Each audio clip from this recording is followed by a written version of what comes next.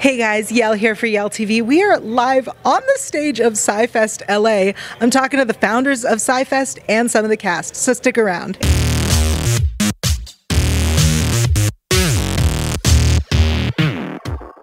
Let's talk about Sci-Fest. Oh, thank you, yes.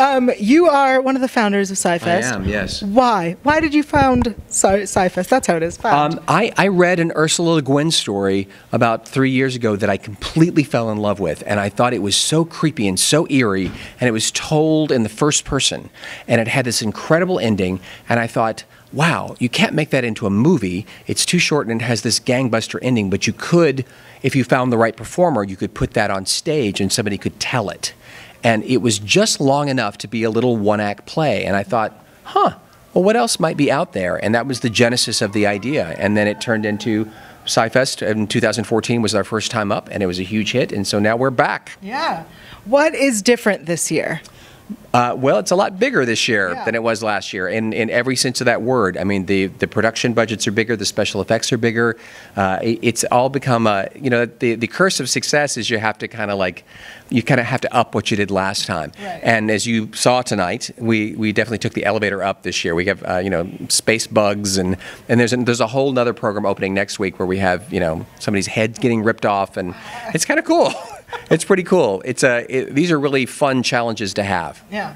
Now that you've seen how you can do it in an additional year, what do you want to see next year for SciFest 3?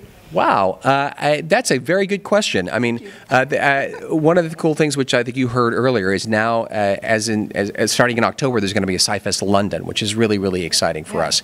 And and they are their own thing, but we are affiliated with them. And what I'm really excited about is to see what those British playwrights are writing about. And I'm very excited because one of our big goals is to make this into the most international festival possible. And we were very, very excited and thrilled because last night Neil Gaiman came, which you may have heard, and he had a great time. He was really excited, and he really loved what we did with his story, which was very, you know, great for all of us. And he was very, very nice, and I think we might be seeing some more from Neil Gaiman in the festival next year, from what I gather, anyway. So that's pretty exciting. I've decided. I have a premonition. Neil Gaiman is going to write something specifically for next year. Wow. Well, that's a great premonition. I hope your premonition comes true. Yeah. That would be pretty special if it did. I also want to see that. So me too. Yeah, me too. Absolutely.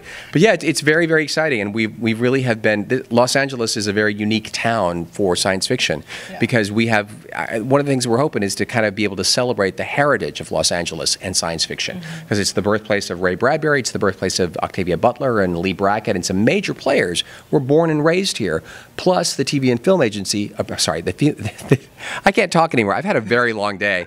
The TV and film industry actually took science fiction from being pulp and turned it into this billion-dollar franchise, global franchise. Yeah. So our city really has a lot to celebrate when it comes to science fiction, and we hope we can be like the premier kind of festival for Los Angeles and celebrating that heritage and history. That's awesome. Yeah, thanks. Let's talk a little bit about the show that you were in tonight. Okay. Tell us a little bit about it. It's a play called Turnover.